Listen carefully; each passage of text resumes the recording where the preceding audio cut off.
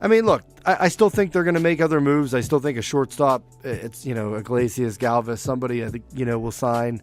But yeah, as far as the return, let's get into the return. So, coming back in Nova, the international money is one thing. What was it, $500,000? $500,000. Yeah, which okay, so, I think Tim Williams said it puts him like $6.2 million for the year. Right. So they've only used about half of it so far. So still people right. you can get. So that's the thing. That's something to look forward to in the international, free agency. So, but Jordi Rosario is the name that comes back, right-handed pitcher from the Dominican. International. Speaking of international money, an international free agent that was signed to the White Sox. He's 19 years old. He's pitched basically in Arizona Rookie League and the Dominican Summer League.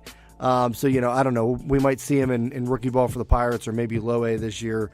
But high strikeout, we're just looking at numbers. I've never seen this guy pitch, but he's basically been a starter through the low minors there.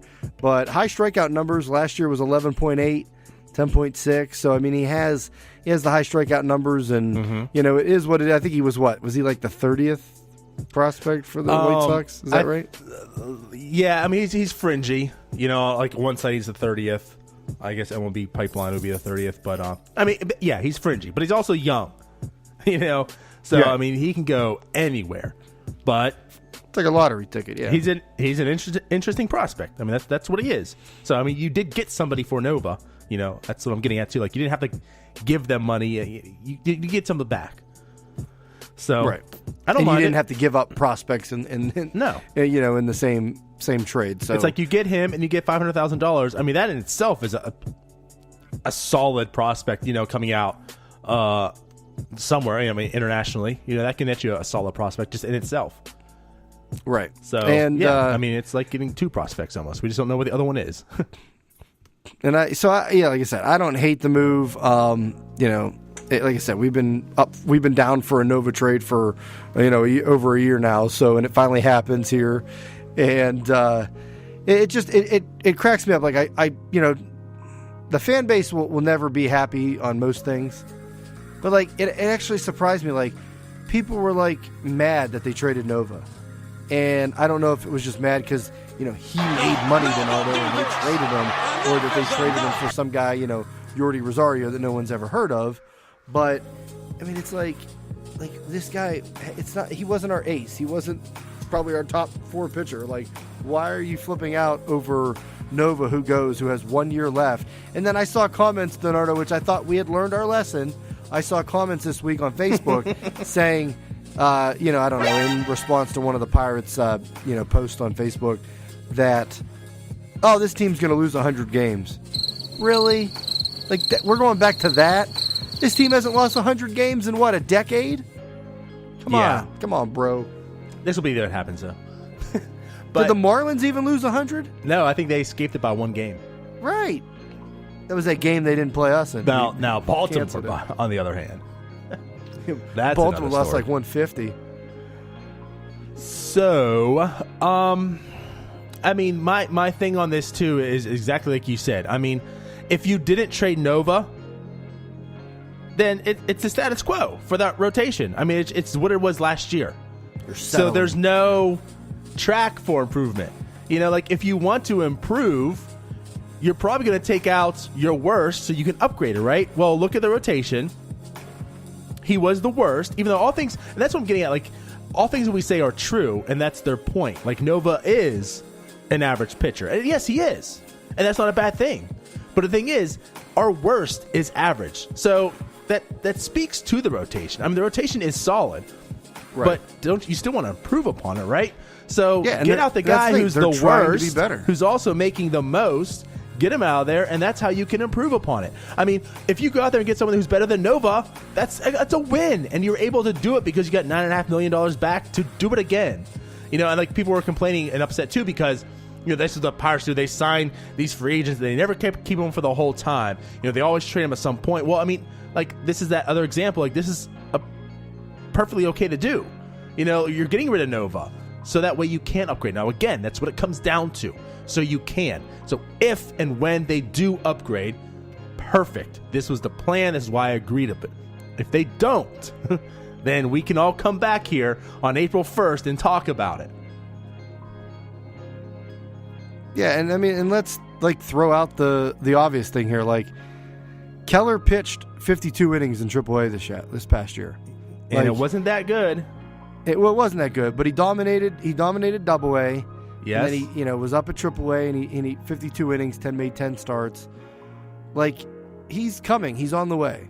Like, he's going to probably pitch a half season at Indy. We'll see the performance is better than last year, and then we're probably going to see him up here. And the other thing, Donardo, so like this news comes out about the Nova trade, then the news comes out about the Jordan Lyles signing, and then more news comes out that the Pirates are open to the opener. Which Nova was a perfect, pitcher to use the opener for. That's what I thought was funny about it. But you have these pitchers, Rich Rod, Kyle Crick, you have Musgrove, Jordan Lyles now. Like, we don't know. Like, you have a lot of guys that can go multiple innings. So, and maybe the Pirates are going to finally get creative and finally go outside the box. And this fifth rotation spot, maybe it is an opener and just a bullpen day. Or an opener and, Kingham for only 4 innings and see how he does and kind of go into that. So, maybe they get creative with this fifth spot and they kind of leave it open. It might be Kingham, but we're also going to throw an opener on his days or something like that. So, and then, so it's interesting. So it's like the timing of it is sort of funny, but, who knows? Who knows what they do with this fifth rotation spot at this point? But you would have to think, Keller, by July, once like Super 2 and everything goes in June, I would think by July and, barring an injury, Keller's here.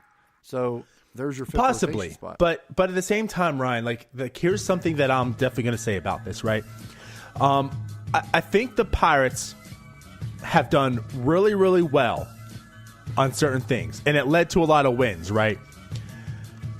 But I do think there were some faults, and I think it honestly just comes down to it's something I've been talking about for years. I mean, I was talking about before this was even a show, just on my show. My big thing for a while was, would you rather have 10 years, of playoff baseball and never win a championship, or have 2 or 3 years of winning a championship, but then for the next 7 years, you're bad again? And I think it comes down to, and I think the Pirates, like they fit the mold of they wanted to have longevity. They're a small market team, but they said more or less like, we're not focused on windows. We want to try to carry this as long as we could. Well, it didn't work. And I think they saw some flaws, they saw some failures, and I think they've learned from some things, right? And I think one of those things they had to have learned of was, this kind of goes back to like the Vogelsong thing, because what you're saying now is more or less exactly what we were saying back then, because you have this really good pitcher coming up in Jameson Taillon. So there's no need to go out there and get this other pitcher because he's coming. Well, guess what? He didn't come, Ryan. And I'm not saying that was what derailed that entire season, because there's many other things that did, but that was one of the things. And that's what Keller presents right now. Like, Keller is that next guy, but that's why I want to come in here that he didn't pitch too well in AAA. So seeing that, like, what if it doesn't just come easy to him this year? What if he does have some struggles and he isn't ready this year? But you banked on him having to come up. This is why I think I would rather have them learn from the Taillon situation and go out there and get somebody. Now, I'm not saying that to get a 2-3 year deal on someone, but to get somebody for that insurance, because, and what if he does come up and then, I mean, we did have some pitchers just have surgeries as well. Like, what if health is a concern somewhere else? Well, somewhere else, yes. But when you mentioned, they go back to 2016 with Jameson Taillon.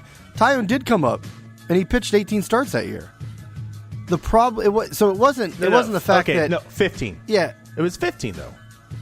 Yeah, but you're talking about going into 16 when they just signed Vogelsong, and they traded for Nice, and they just kind of settled there. And then Taillon, we were waiting for Taillon and Glasnow basically at that point. Taillon came up and pitched well. He had a 3.38 ERA in 18 starts. That wasn't the problem. The problem was Cole got injured and wasn't as good. Nice sucked. like that was the problem those years. Like the other guys, the problems were elsewhere. So like I see what you're saying. Like, don't just rely on Keller and say, well, Keller will be here in July. We're good. Well, you don't know. Like Musgrove could go down, Tyone could go down. Like someone, injury or something else could happen elsewhere. But yeah, Tyone came up and was good. That wasn't the problem. The other problem just was Glasnow wasn't ready, and everybody else kind of got injured or was. Liriano sucked, Nice sucked. So. Well, anyways, that is certainly, again, why I do want them to go after somebody. I think they can upgrade, and so be it. So the problem is, you say, go after and get a starting pitcher, like you said, not to a 2 or 3 year deal, to a 1 year deal. It's just like, are you going to really pull in somebody that much of an upgrade over Nova or Kingham that is taking a 1 year deal at this point? I don't know. It would basically be like, maybe a project, a reclamation project, or Jordan Lyles, who they signed. So, I mean, we can get into that. The thing is, I think you could. I think you could find someone who, because, Nova's good. I mean, he's an average pitcher, but I think you can find one, and shave some money in a sense. I don't know. Anyways, yeah. I'm just saying, I definitely want to see that protection. I don't want them to go. I don't want them to just say, oh, we have Kingham. Unless, it's like, Keller, unless they reinvest that money somewhere else, it makes sense, Right, unless they go, they might, with shortstop. I think that, the thing I put, too, is, so if you have, say, $10 million, right, do you want Nova and Eric Gonzalez, or do you want, say it is, so, say it's Kingham, and I know it's probably not plausible right now, but, the situation I'm going to present is, Jed Lowry. Yeah, he's probably going to go for more. You know what I mean? Right. I could be okay if it is Kingham, if the upgrade's somewhere else and it's significant enough. You know what I mean? So, I just look at. I'm looking at the starting pitching. I mean, Trevor Cahill. We've heard that name being tossed around. Okay. But I mean, is he that much of an upgrade over Nova and Kingham and elsewhere? Marco Estrada, Jaime Garcia, Jason Hamill, Derek Holland, Edwin Jackson. I mean, Keuchel. Keuchel's going to get a multiple-year deal. Edwin hasn't pitched for the Pirates yet, right? Sign him up. Yeah, right. New team. There you go. So, Anibal Sanchez, Annabelle Sanchez, 35. Is he going to do it again? But is he going to get a multi-year deal? I'm just looking through this list and seeing, which one of these guys would take a 1 year deal? And they're not, they're just not the great. It's not the. They're not massive upgrades over what you currently have. Mm-hmm. So I don't really see. I'd rather see them take that 2 year deal and trade him next year. Well, and get Yordi, Rosario again, and some international money. Yeah, I was gonna say, then we go through all this crap again about the Pirates just sell off whoever. But I would rather see them take that money, go spend it on a shortstop, maybe a good arm in the bullpen, and add to the bullpen there. And I don't know, get creative with that fifth spot, and maybe you do a bullpen day, or maybe not. Maybe a piggyback. We talked about that before. Ooh, there you go. For 4 innings with Jordan Lyles for 3, and then get into the bullpen. Who knows? I could be down with that. So that's a step without having cool now. That does. It's just funny, the timing of it, because it was all of a sudden it was Huntington says the Pirates are interested in the opener, and it was oh, okay. We've been talking about this for a while, so right. Well, that's the thing too. At least they're somewhat creative. I mean, they're not the ones that definitely brought the opener out, but at least they're thinking about it. The Pirates' MO has been creativity for how long, and then it's kind of gone out the window for the past few years. So at least they're doing it, or at least thinking about it. Right. But let's get into Jordan Lyles. Sure. So the Pirates, right after the Nova trade comes out, the news comes out, the Pirates signed Jordan Lyles to basically 1 year, $2 million. I think it's 2.05 or whatever. 2.05. So Jordan Lyles, which I didn't realize this, Donardo. I mean, he's been a name that's been around for a while. Pitched, started with his career with the Astros, was in Colorado and Coors Field for a while, and then was with the Padres. And the Padres actually, I think the Brewers picked him up off of waivers in August, and he was pretty good in the bullpen for the Brewers, which it was kind of funny. He went from Petco to Miller Park, and his numbers got really better. he really improved. So, he struck out 22 in 16 innings in the bullpen for the Brewers.